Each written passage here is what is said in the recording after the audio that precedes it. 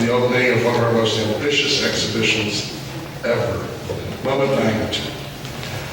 Speaking on behalf of the Board of Trustees, I would like to express how very proud we are to be celebrating our 60th anniversary with an exhibition that features some of the most dynamic and innovative artists in Seattle.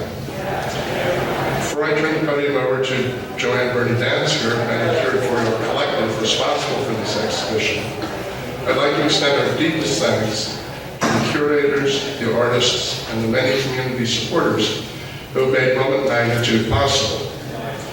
Thank you to the Fry Foundation and Fry Art Museum members and donors. Thank you to the Washington State Arts Commission and to the Wallace Foundation, who provided significant grants in support of this work. Cris, I don't know if she's here, she's outside, I think, from the Wallace Foundation. She and her team supported this project by urging us to take bold risks to find ways to build participation in young audiences through new artistic practice. Thank you also to our exhibition sponsors, Frank Stegan, Mitzi Stegan, Riddell Williams, and our supporters, Core Culture and the Seattle Office of Arts and Cultural Affairs. We'd also like to thank our exhibition media sponsors, KUOW 94.9 FM, and The Stranger, and a new partner, our opening event sponsor, the Boeing Company, who made this evening's celebration possible. And last, but by no means least, we would like to thank our in-kind donors to tonight's celebration, City Catering, Christopher Flowers, Green Room Decor, Linens by Alice, and Hilliard's Beer, who continue to add delicious, edible, and visual treats to our celebration. I hope you all have a chance to enjoy all that. It's very good. And lastly, we'd like to thank Canonicus Fund and Arts Fund for their ongoing seasonal support for our work. Moment Magnitude is a grand experiment. Beginning this evening and over the next 4 months, the museum will be transformed by visual art, performances, readings, concerts, dance, rehearsals, arts engagement programs of all sorts, all investigating, experimenting, and testing what is the magnitude of this moment artistically in Seattle. We think it is an exhibition in which Emma and Charles Fry, with their vision of Seattle as a global center for diverse artistic practice, we think that the Frys would be very proud. The Fry Art Museum is supporting not only the exhibition, but also the production of interdisciplinary work by exceptional Seattle and international artists. And the museum provides rich arts engagement programs for our community. The Frys determined to be of value and to add value to the community, both because of its extraordinary family collection and because of the many innovative and dynamic exhibitions and arts engagement opportunities we offer in direct response to the needs and interests of our community. Now, it is with great pleasure that I'd like to introduce Fry Art Museum Director, Jo-Anne Birnie Danzker, to introduce us to the curatorial collective and to tell us about the events that will lead us on. Thank you, Jo-Anne.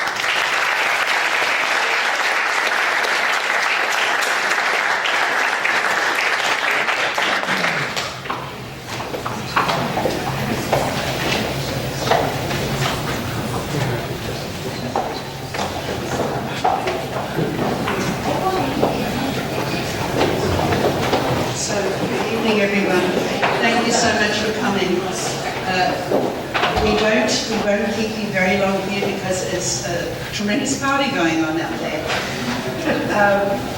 I don't know about you, but I think that when one brings together amazing visual artists and dancers and performers and writers, poets, and every possible discipline that we can think of, when we bring them together, we know that there's going to be an extraordinary result. And particularly when each artist involved is willing to embrace the differences between them, then this is the time for great innovation. And we believe that this is a moment of great innovation in Seattle, that we have an exceptional artistic community. And as David Buck said, this is an opportunity for us after 60 years here on First Hill to celebrate that. I know for myself that the exhibitions that I've had the pleasure and privilege to work on, where I worked as part of a collective, a curatorial collective with other curators, and especially if they included artists, that the results were always astounding and that there was an enduring legacy. And I'm therefore very proud to be a member of this curatorial collective of Moment Magnitude. And it's my pleasure to introduce my fellow and very distinguished members. And just on your right, Ryan Mitchell, who is an artist, a very distinguished artist. We have Doug Nooper, who is a writer and poet. Joshua Cole, also a very distinguished artist. And Yoko Ott, who's a curator extraordinaire. So I'm going to hand over now to Ryan. To Yoko, sorry. Hello, everyone. So I'm going to say a few words briefly about the beginning of our process and why the title Moment Magnitude. So initially, we spent a lot of time discussing what the direction of this exhibition should be. We asked ourselves questions like, should this be a present-day survey? Should this be, or what about a historical overview of the past 60 years of Seattle art in light of the 60th anniversary? And the answer to those questions were always no. Questions like there were no. And instead, a very stimulating conversation discussing what some of the most exciting examples of artwork being made in Seattle emerged. This began a very long process of refining our thinking and illumination. We started with a pool of over 70 artists and ended with what are the 23 artists or artist groups in the Moment Magnitude exhibition. At the same time that we were trying to figure out all of this, we were also tossing around ideas for a title. And we stumbled across Moment Magnitude, and it takes its word from the Moment Magnitude scale, which is used by seismologists to measure all often large-scale earthquakes in terms of its energy release. It was a striking metaphor for us because in the precise field of science, this particular formula did not place any limits on the possible measurable magnitudes that could occur. So there was this basic understanding that the outcome is going to be big, but it was also an acknowledgement that they could not predefine what big meant. It was an expanded way for allowing for unknowns in what is a pretty precise field. So gone was the restriction of making everything fit between 1 and 10. So that really resonated with us, and discarding the common curatorial convention of defining a theme ahead of time in which you make artists fit, we felt that was restrictive. It led to very interesting questions about what exactly informed our selection of artists for the exhibition. So we were taken with their work. These are artists that are pushing for a different approach to something very similar or something very familiar. And that really resonated with us. That was something that we were also trying to do. But ultimately, I would say that for me personally, my answer to that question was and is simply love. And that is something that the collective discussed, that it's something that resonated with a lot of us. And we were discussing a quote that a curator, Olu Ogwibe, made that is a very potent quote for us right now. And he says, "There is no pronounced logic to what work of art, or indeed artist, takes our fancy. I dare posit that this absence of precision, of a pronounced logic, this submission to the inexact science of love, is the most valid of all curatorial logic. All else is secondary and inhibiting." And as we continue with the discussion through love, we begin to think about community and what it means to make work in a place that is your home. And our home is a place that everyone here will testify to is very difficult to live in. It's very, very, very dark for an extremely long period of time. And when the sun comes out, and though we had a really beautiful summer this year, a beautiful August, it's a moment. It's something that happens. In order for you to make work during the month of February, you must really, really want to make that work. That's the truth. That's a beginning conversation that I had with numerous artists that I was interested in. Not just what they do, how they work, but who they work with and where they find themselves in the community of Seattle. What's been really beautiful about that is that it's allowed us to begin a dialogue as curators that lets us create new pieces or help support the production of new pieces while simultaneously reaching back to the past of iconic works of Seattle's own history. And these things then become less about exclusivity of artists and more about inclusivity of the community that can create a very special moment in time that can be recognized by an institution that's extremely forward-thinking and brave enough to support the artists in the city at the time while it's happening. I think for me, one of the most exciting parts of working on this exhibition has been the unknown and the in a certain way, the messy trust that is required when going into the creation of new work. And, they talk about love. We're talking about people who we know, if we give them our messy trust, that they are going to come back with something incredible. And that's sort of the curatorial mission on one level has been, people who are doing amazing work, what would they bring to the table? We don't know exactly, but we know that they will bring something really, really important, really interesting. And part of that messiness, we wanted to really bring out as part of the exhibition. And so the rehearsals there will be orchestral rehearsals for 2 days in the Great House in December. There is going to be a new dance work created for a week so that people could come and see that beautiful mess that is art making in process. And I think it's not just lip service to,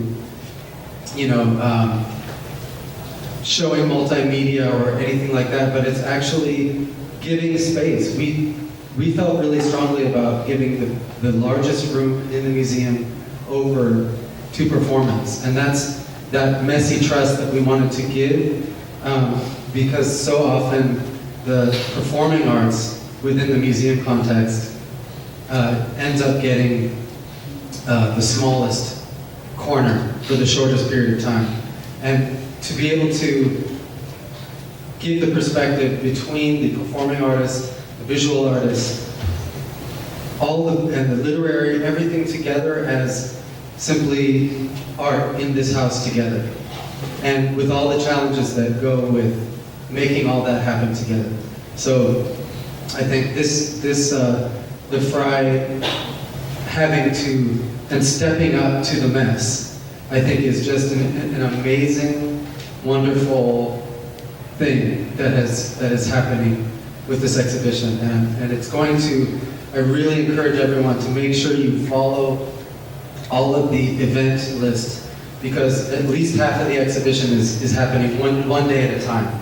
And it's constantly in change, and there's constantly new things to see. So.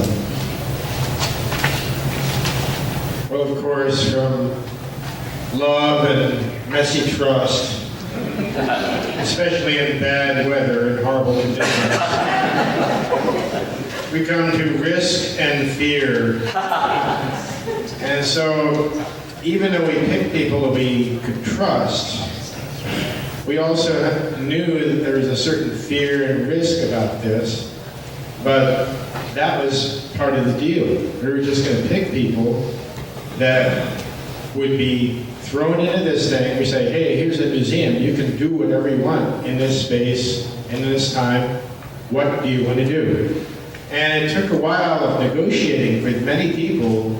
They didn't understand. You mean we get to do whatever we want to do? What is that? Well, you decide. And we tried to give them some guidance. And say in the case of Rebecca Brown, where we thought we knew what we were going to do, it turned out to be, oh, there's more than we knew what was coming. She had a whole office full of stuff that, wow, we really need to incorporate this into our show and have her present what she has in her office as her things that she looks at for inspiration, for guidance, you could say, and even things she's made in book arts. With Vis-à-Vis Society, we didn't know, well, what are they going to come up? We think they've been around museums before, but it took a while going back and forth to figure out what we're going to do with any of this. And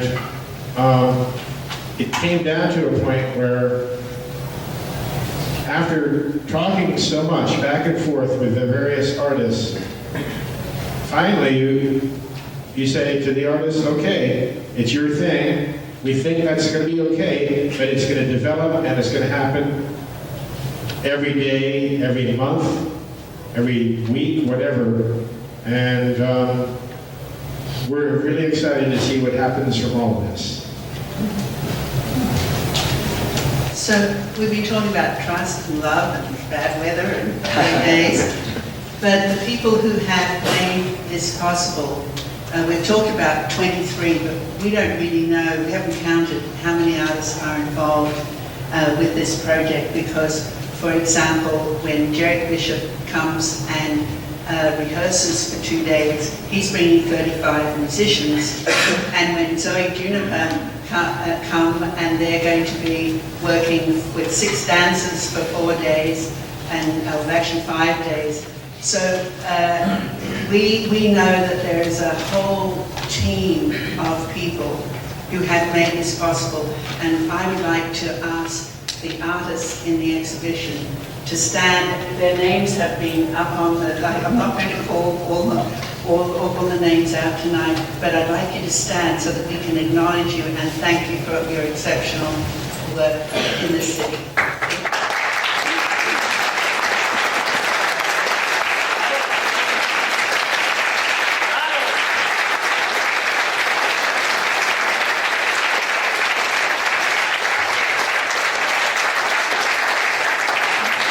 As I said, this is only just a small group. I think the rest are out of the party. I'd like to say just a couple of things about my co-curators as well. I mentioned that they were distinguished, and that they are. But one of the qualities that they brought beyond their excellence in their own field was a great love and support of their fellow artists, both the generations that came before them and the generation that is following them. And it was that ability, it wasn't just a case of asking exceptional people to be in this curatorial collective, but to bring artists together and curators together who are absolutely committed to support production and other artists in this city. And I'd just like to thank you all as well for being such extraordinary partners for us.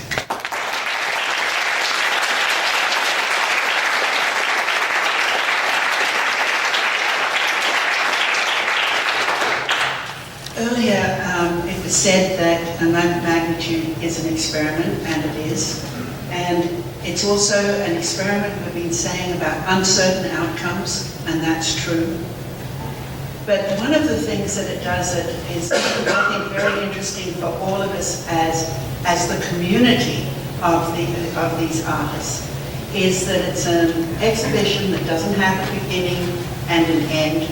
It started with conversations long before we even came together as a curatorial collective or as artists working with the curators.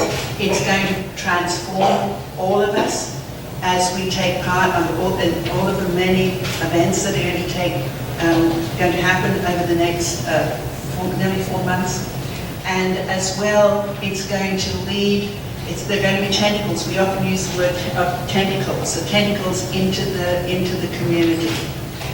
And I'm very proud to be part of an institution under the leadership of trustees who are committed not only to support the exhibition of artworks, but the production of artworks as well.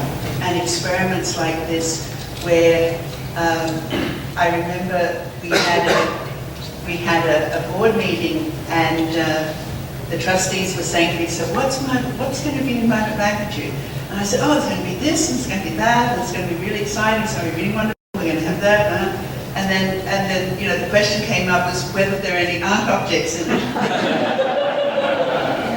And I think that level of support and willingness to embrace the impossible is something that is a blessing for the city. And I'd like to thank David Berk, our president, and all of our trustees for being.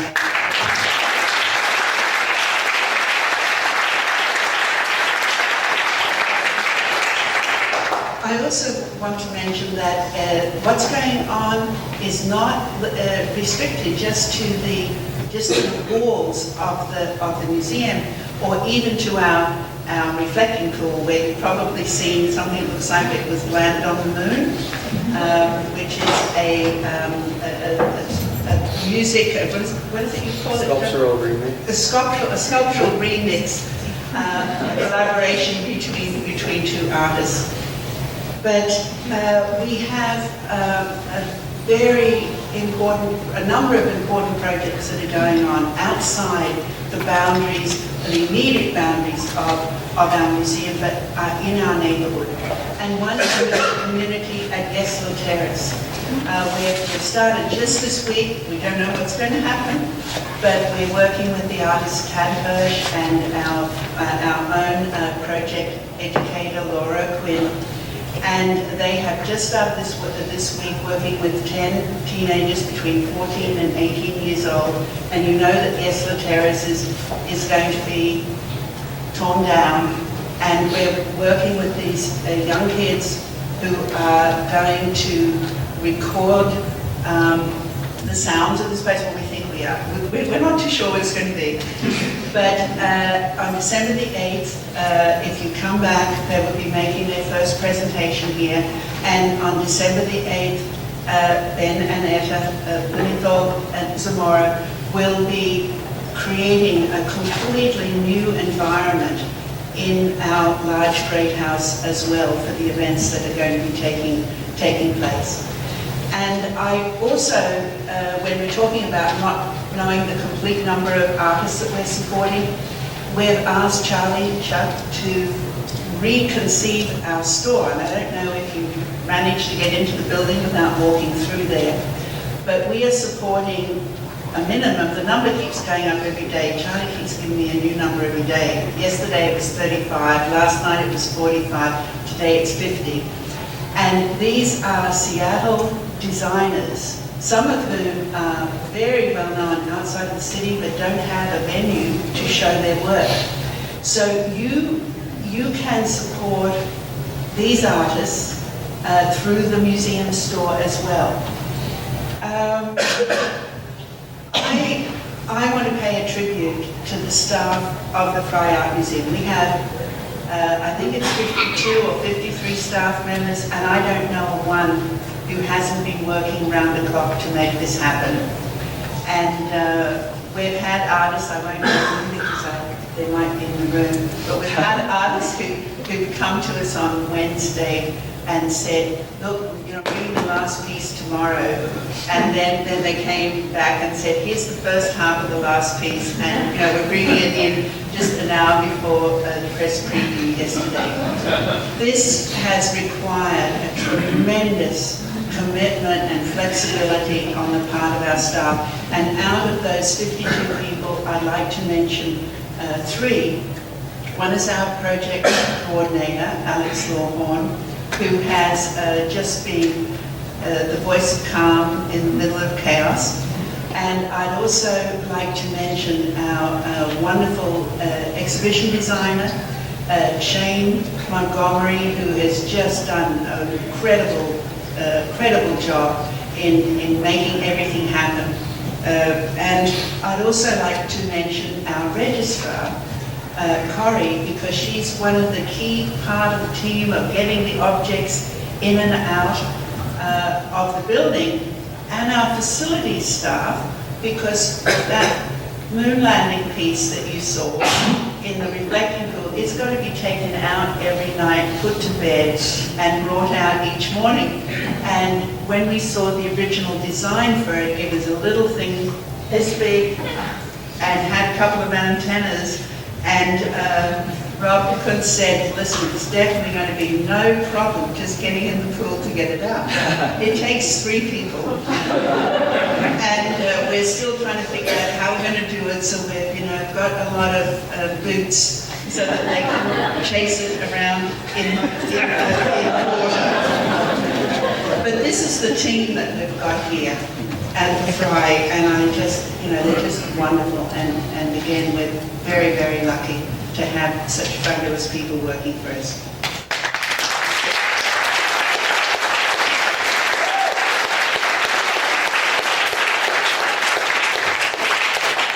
I also want to mention to you that Samantha Boshnack is sitting down here in the front, but at 8 o'clock tonight we're getting a special treat from her, and I think it's a quintet that's going to play for us. We also have Vis-à-Vis who are out there checking your rigidity.